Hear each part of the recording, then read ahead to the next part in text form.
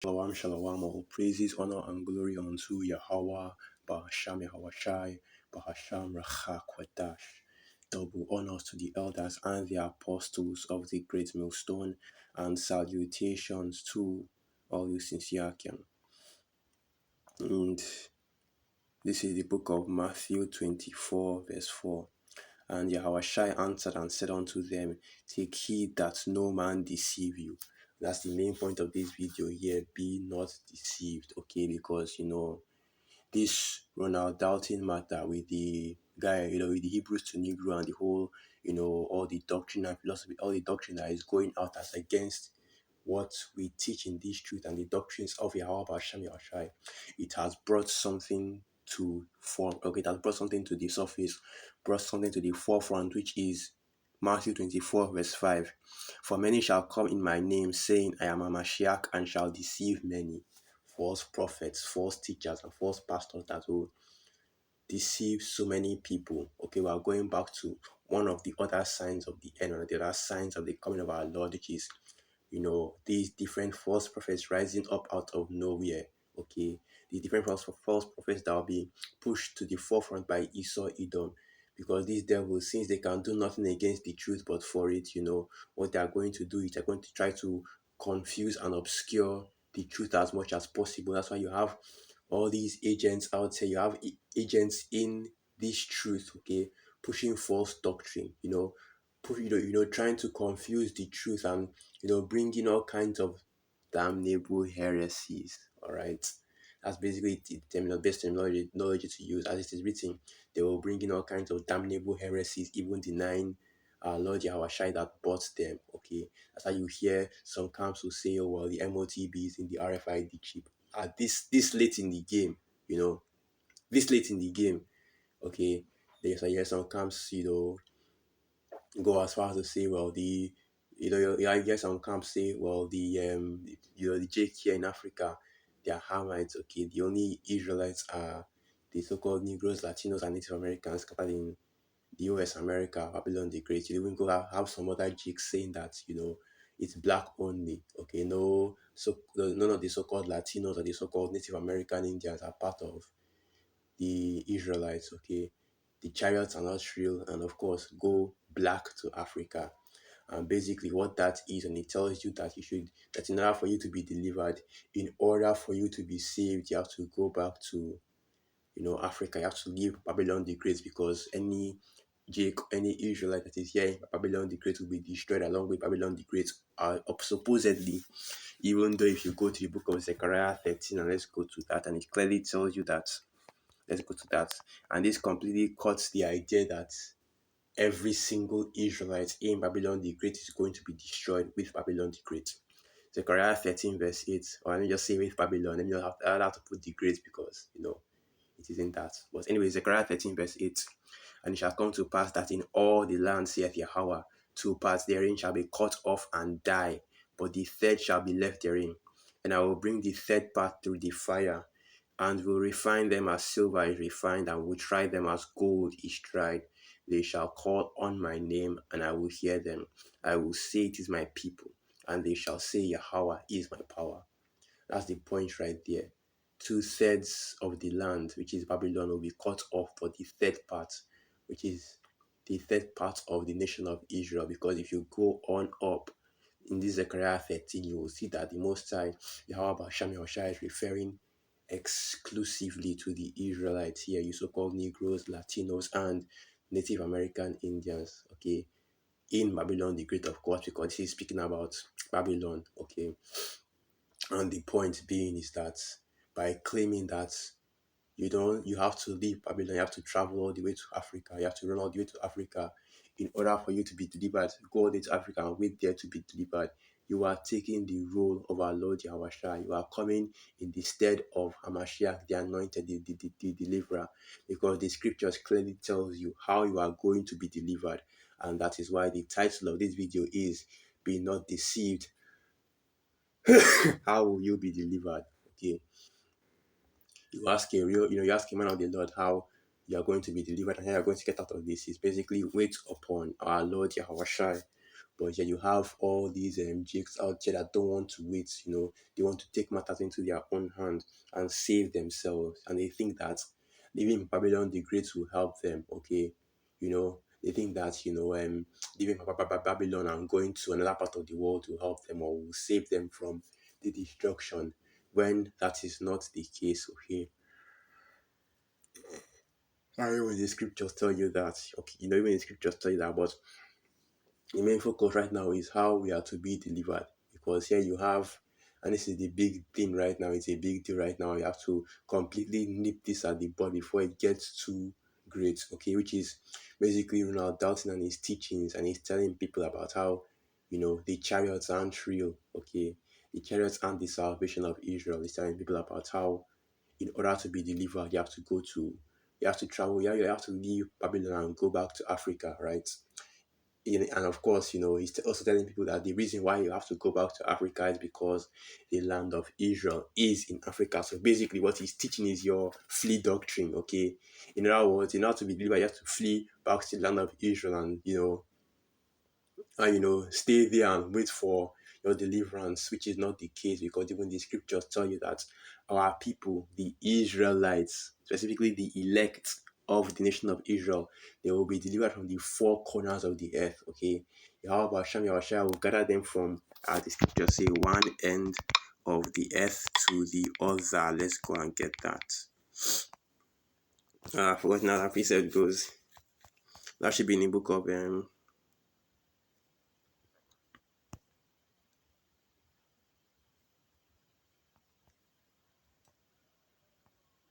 that should be in the book of Jeremiah also.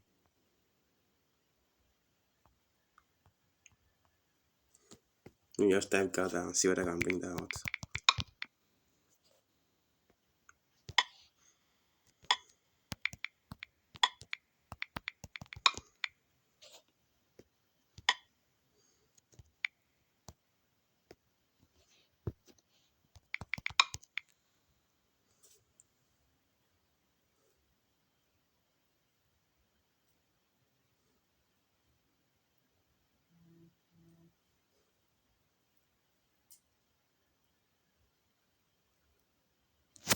Alright, I guess I get the precise, I guess I made a mistake, but let me just use the four corners.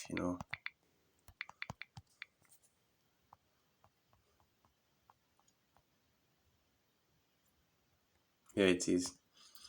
So this is the book of Isaiah chapter 11 and verse 11, and it reads, "And it shall come to pass in that days that Yahweh shall set his hand again the second time to recover the remnant of his people, which shall be left from Assyria, and from Egypt, and from Pathros, and from Cush, and from Elam, and from Shinar, and from Hamath, and from the islands of the sea."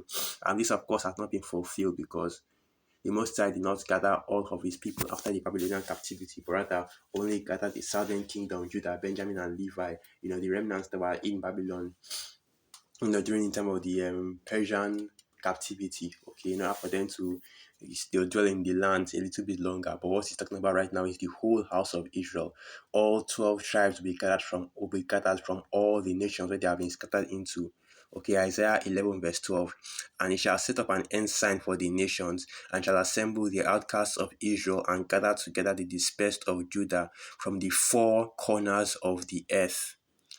Okay, so according to this Ronald Dalton, all of the Israelites are supposed to be dwelling in one part of the world, which is in Africa, which is of course false. Okay, because they're not going to be delivered from one part of the earth. The Most High Yahweh Hashem Yahushua is going to make a spectacle of our deliverance, and all the nations have to see it. Okay, so every single part of the world where all the heathen are, our people are scattered in the midst of them, and the elect as well are scattered in the midst of them, in order for all eyes to see. Okay, all eyes to see the deliverance of our people, and all eyes to see the power of Yahweh Basham Yahushai. So that is, why we are scattered throughout the four corners of the earth, and the reason why, or we can just walk our way to the Holy Land, or get hit a plane and go to the Holy Land, because, and we also have to address we also have to address what Ronald Dalton is saying as far as the Holy Land being in Africa, which is an old doctrine that, an old bug out doctrine that has no basis in scriptures or even in secular maps. But I don't even know why people actually use that. But anyway, that's beside the point. The main focus right now is going into this, okay, which is basically the salvation of our people and how we will be delivered. So I want to go quickly to the book of Wisdom of Solomon, I believe. Yeah, it should be Wisdom of Solomon. I'm not making a mistake this time, because I usually mix up Ecclesiasticus and Wisdom of Solomon. Okay, here it is. Wisdom of Solomon 5 verse 1. Then shall the righteous man stand in great boldness before the face of such as have afflicted him and made no account of his labors. Bam. Another one showing you that our people will be in the midst of our enemies. Psalms 23rd chapter tells you that if you prepare a table before me in the presence of my enemies, okay, we will be in the midst of our enemies when we are delivered. Okay, we will be we will be scattered, where in the different captivities in different nations that we've been scattered in. Okay, in the midst of the heathen, in the midst of our enemies. But anyway, Wisdom of Solomon 5 verse 2. When they see it, they shall be troubled with terrible fear, and shall be amazed at the strangeness of his salvation, so far beyond all they looked for.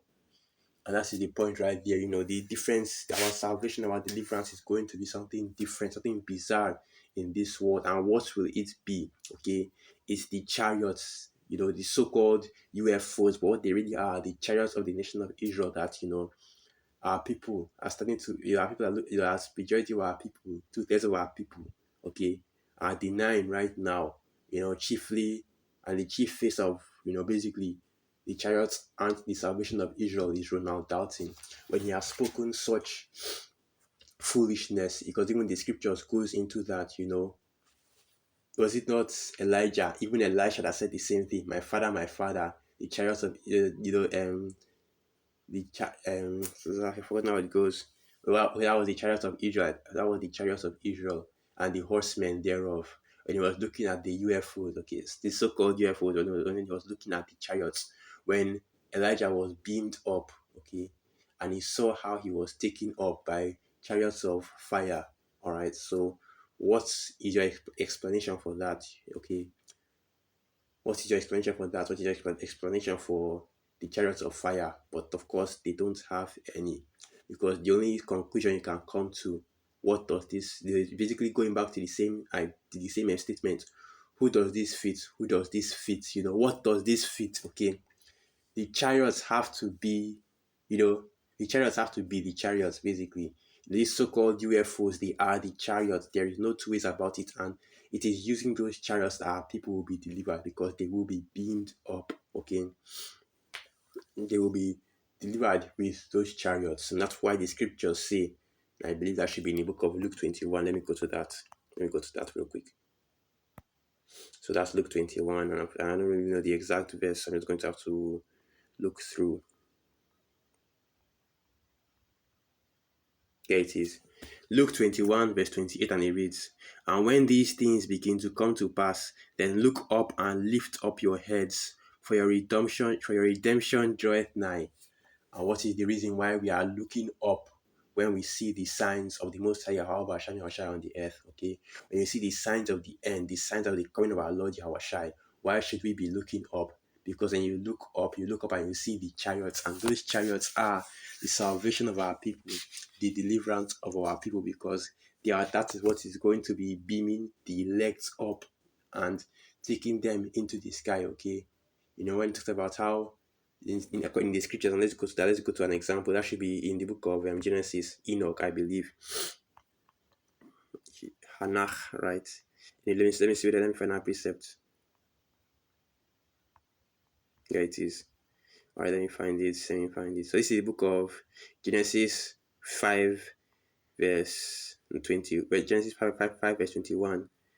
And Enoch lived 65 years and begat Methuselah. And Enoch walked with the Most High Yahweh Ba'asham Yahushai. After he begat Methuselah 300 years and begat sons and daughters. All the days of Enoch were 365 years. And Enoch walked with God, and he was not, for the Most High took him. Okay, and there you have it. So Enoch did not perish, he did not die because the Most High Yahweh Hashem Yahushai basically took him, okay? So what that is telling you is that, that's another showing of the strangeness of this. That's another showing of the strangeness of our salvation. And we know through prophecy, okay, and through the Spirit that he was taken up, he was beamed up by the chariots, and he was taken up straight into the spirit world by the chariots because he did not perish, he did not taste of death. And the same thing will come for the elect. So let's get that. The same thing will come for the elect because the change can't come without us being delivered from the chariots, being delivered by the chariots, okay? So this is the book of First Corinthians 15, and I'll start from 15. Now this I say, brethren, that flesh and blood cannot inherit the kingdom of the Most High, Yahweh Hashem Yahushai, neither does corruption inherit incorruption. And you also have other camps that will tell you that, well, in the kingdom we'll still have these fleshly bodies and we'll still be able to grow and die and so on and so forth. And this begs the question, how does Ronald Dalton think the kingdom will be? Or how does he think we will be in the kingdom? Because you also have Israelites that want to say that spiritual power isn't real, right? Like your one body in Yahweh right? Okay, they'll say that spiritual powers aren't real and that all the miracles that are done by our Lord Yahweh in the scriptures, they were all just allegories. So you have jakes out there that don't even believe that we will have new bodies that can do all kinds of amazing, miraculous things. Okay, First Corinthians 15, verse 51. Behold, I show you a mystery. We shall not all sleep, but we shall all be changed in a moment, in the twinkling of an eye, at the last trump. For the trumpet shall sound, and the dead shall be raised incorruptible, and we shall be changed. For this corruptible must put on incorruption, and this mortal must put on immortality. So when this corruptible shall have put on incorruption, and this mortal shall have put on immortality, then shall be brought to pass the saying that is written, death is swallowed up in victory. This is the salvation of our people. This is the ultimate deliverance of our people. Be delivered from all of our enemies, from Esau, from sin, from death. Okay, because those three go together very well. Halfway now it goes, that basically it's when the lust of the heart is perfected, it becomes sin. And when sin is perfected, it becomes death. I think that's how it goes. Let me just quickly check whether I can check that precept. I think that should be the book of either Jude or John or First John or so.